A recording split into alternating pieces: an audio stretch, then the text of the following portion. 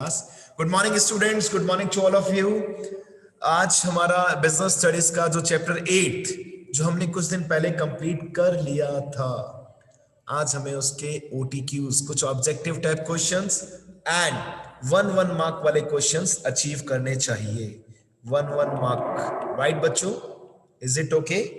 क्योंकि इन क्वेश्चंस को किए बिना हम ये कह ही नहीं सकते कि हमारा चैप्टर कंप्लीट हो चुका है। तो चलिए कुछ क्वेश्चंस डिस्कस करते हैं बेटा। सबसे पहले मैं चाहता हूं कि मैं कुछ छोटे छोटे क्वेश्चंस लूं, ठीक है? क्वेश्चन नंबर 1, और आपको बताना है कि इसका आंसर क्या होगा। नंबर 1 क्वेश्चन मैं आपके सामने लिख रहा हूं, जरा चेक कीजिए। Requires small business requires less capital. Small business requires less capital, less labor and less machines. True या फॉल्स सोचना है, जल्दी से चुपचाप मन में सोचिएगा पहले। True oblique false, what should be the answer? Yes, raise your hand बेटा, रेज योर हैंड। यस, बताइए क्या आंसर होगा इसका बेटा? Sir true. Sir false answer, true true sir. 100% true answer होगा इसका। परफेक्ट। म्यूट कर लीजिए अपना सिस्टम वापस से। नेक्स्ट क्वेश्चन बेटा, next question. Investment in plant and machinery, investment in plant and machinery. एक मिनट रुकिए क्लास, सो दैट सब बच्चे एक बार ज्वाइन कर लें। मैं इनेबल से डिसेबल कर देता हूं वेटिंग रूम। यस बच्चों, investment in plant and machinery for small scale enterprises, for small scale enterprises is ₹5 crores। जरा सोचिए, अभी बोलना नहीं है पहले आपको, अभी सोचना है किसका आंसर ट्रू होगा या फॉल्स होगा।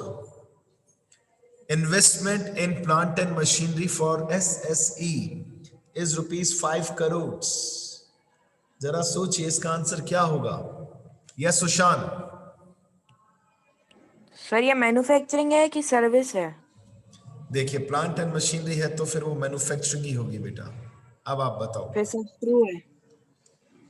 यार इसका आंसर तो बुक में फॉल्स दे रखा है। चेक करना बेटा प्लीज आपस में आफ्टर द क्लास, इसका आंसर फॉल्स है बेटा। तो जो भी नियम है एक बार फिर से चेक करना।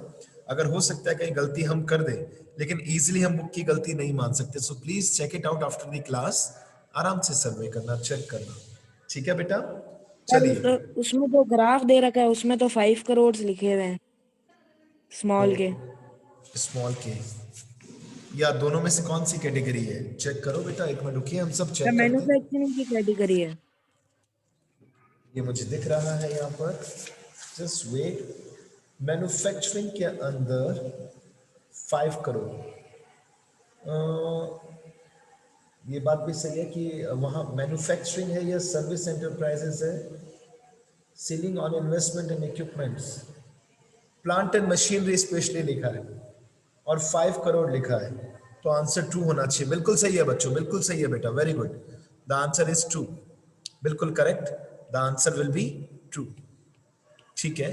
क्योंकि जो हमें बुक में इंस्ट्रक्शन है हम तो उसके हिसाब से बात कर रहे हैं। बिल्कुल करेक्ट है बेटा। नेक्स्ट क्वेश्चन पे आते हैं। इसी टाइप के 1-2 क्वेश्चंस फिर और कैटेगरीज में पिक करेंगे।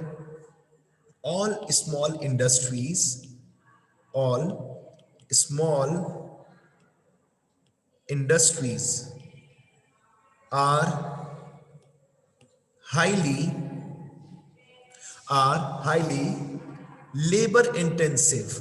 जरा सोचिए इस क्वेश्चन को, जल्दी से सोचिए। All small industries are highly labour intensive, क्या होगा इसका आंसर? ट्रू या फॉल्स? जरा सोचिए। All small industries are highly labour intensive. सोचिए, दिमाग लगाइए बेटा। यस यस यस,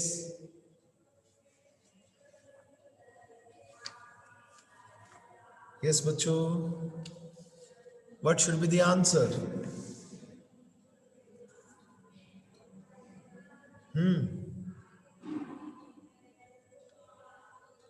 कंफ्यूजन है?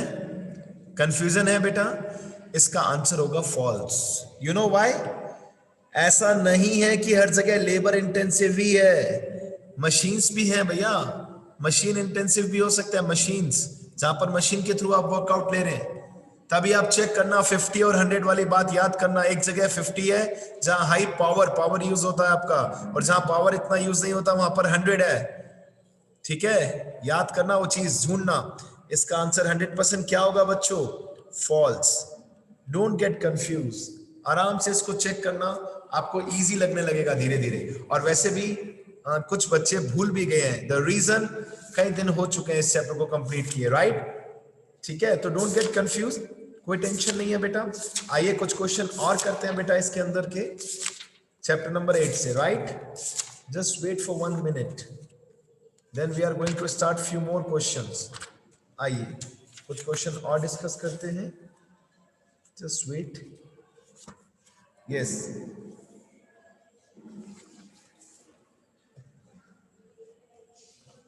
which of the following method, मेरा नेक्स्ट क्वेश्चन है, which of the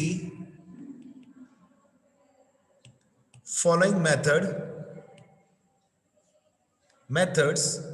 can be used to fund a startup,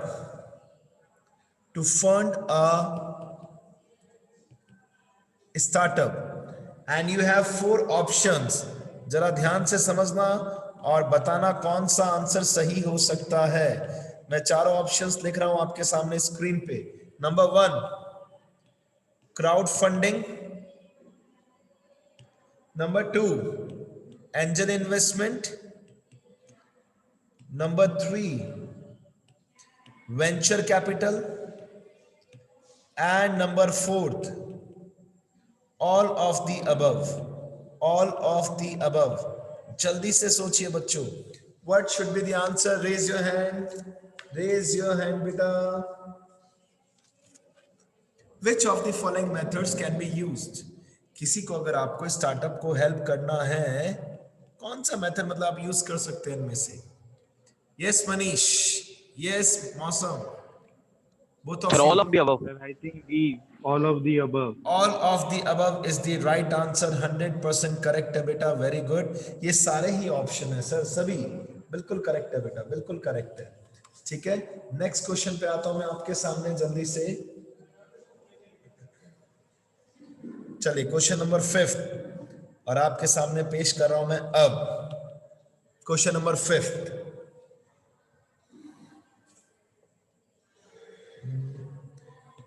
it is any word, name or symbol or their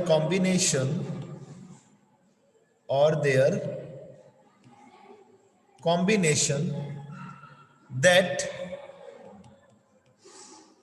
lets us identify the goods or services made by an individual,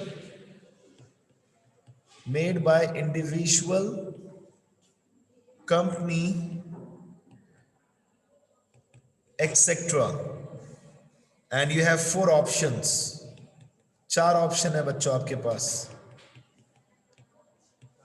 जल्दी से सोचिए, मैं 4 option लिख रहा हूं और बताइए इसका आंसर क्या होना चाहिए.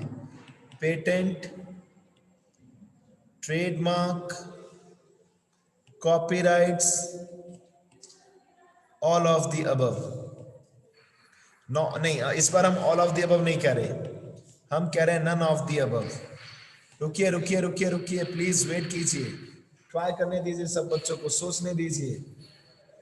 ठीक है,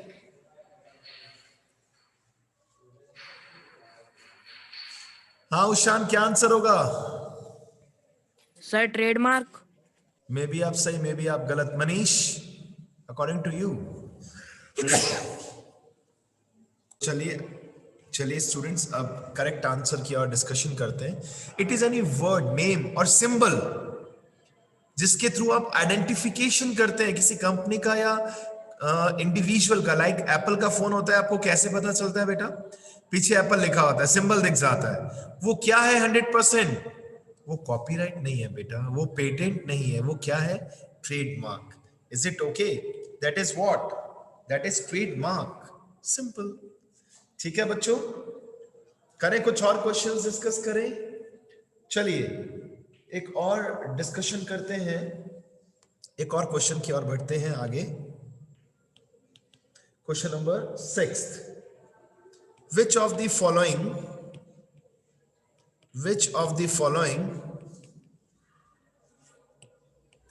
is not a feature of entrepreneurship? Which of the following is not a feature of entrepreneurship? और आपके सामने है 4 ऑप्शंस, ए, बी, सी, डी। ठीक है। Number 1, systematic activity. Number 2, innovation. Number 3, organization of production. And D, does not involve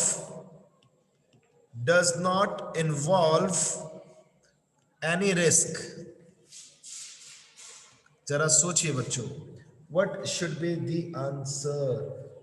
आराम से सोचिए and raise hand कीजिए।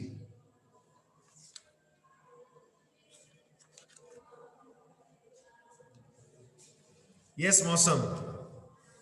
Sir, I think D does not involve any risk. Maybe आप सही, maybe आप गलत। Yes Sushant. Sir D. 100% correct है, because 100% ये फीचर है। If you are working as a entrepreneur, definitely risk is there. 100% risk तो है ही बेटा, नहीं तो सब बन जाएंगे, सिंपल सी बात, राइट? तो D is the right answer. Very good बेटा। चलिए नेक्स्ट, कुछ और छोटे छोटे क्वेश्चन लेता हूं मैं बेटा, और आपसे उम्मीद करता हूं कि इस क्वेश्चन का आंसर आप देंगे। थोड़ा सा सोचना पड़ेगा, because there is no option. What is the investment limit? What is the investment limit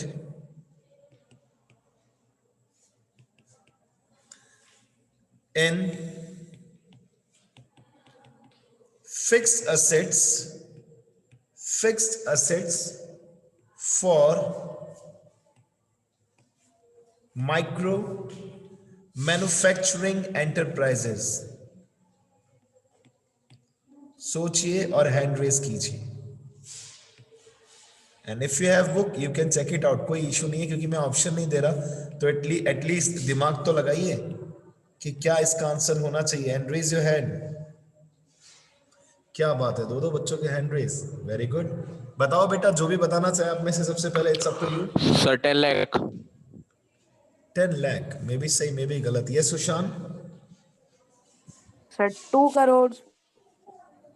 नहीं बेटा, माइक्रो मैन्युफैक्चरिंग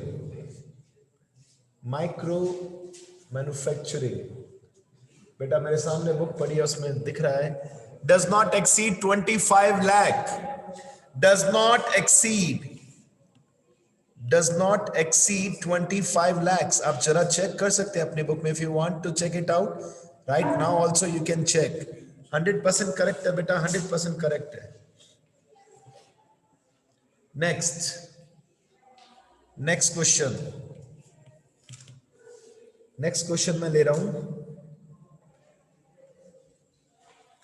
इसमें कई सारे पॉइंट्स आप दे सकते हैं, राइट? अब जो मैं क्वेश्चन लिख रहा हूं आपके सामने, mention Any 2 points. Mention any 2 points showing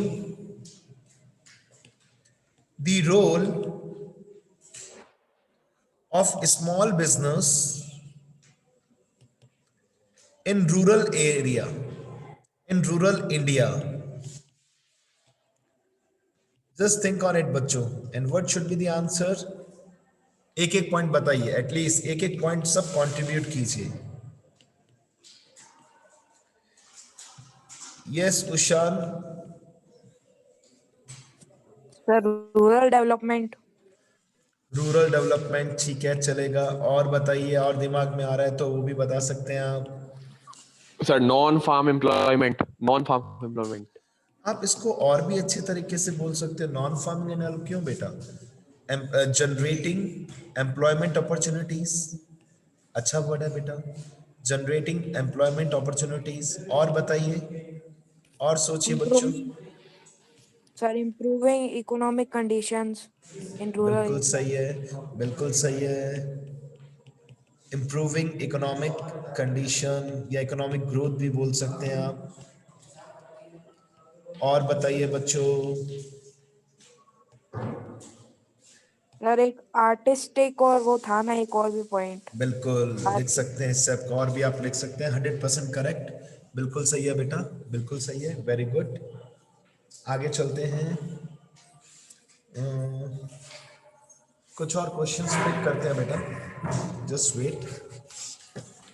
हालांकि ये चैप्टर हमने आपको पहले भी बताया, थोड़ा सा एसएससी स्टाइल का है, कोई टेंशन नहीं है. ठीक है ना. चलिए, एक क्वेश्चन जो आपकी बुक के थ्रू ही मैं ले रहा हूं डेफिनेटली. Question number 9.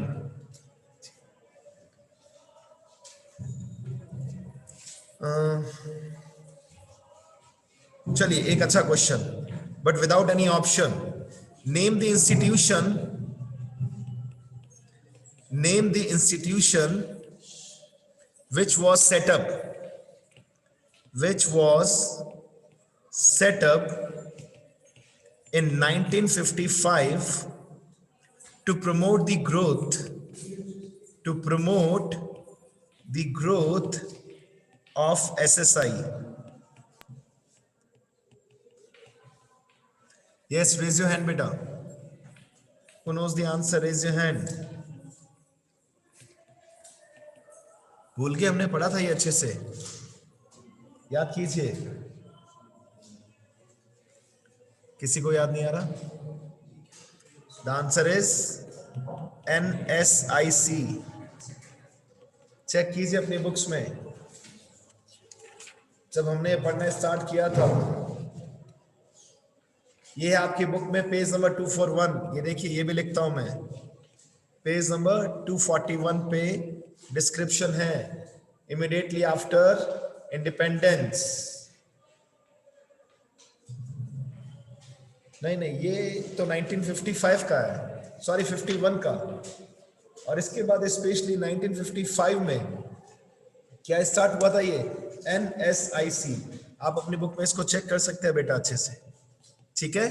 आइए एक दो क्वेश्चन और करते हैं. कोई टेंशन नहीं है, मेंटेन करो अपने आप को भैया, टेंशन मत लो, क्योंकि चैप्टर थोड़ा सा SST स्टाइल का है, इसलिए डोंट वरी, रिलैक्स. हाँ जी बच्चों, आता है क्वेश्चन में. To protect a process, to protect a process, method और innovation, innovation one gets. 4 option दे रहा हूं बेटा मैं फिर से आपको. A, B, C, D. 4 option सुनना. पहला ऑप्शन है copyright. Second option is patent. Third option is trademark, and fourth option is none of the above. Now raise your hand with honesty.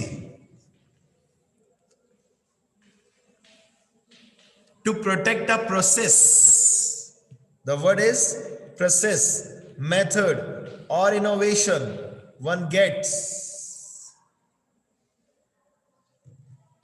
Only 2 students are participating. What about others? Avant, Kushag, मौसम, शिवेंद्र, विशाल. विशाल try करो यार.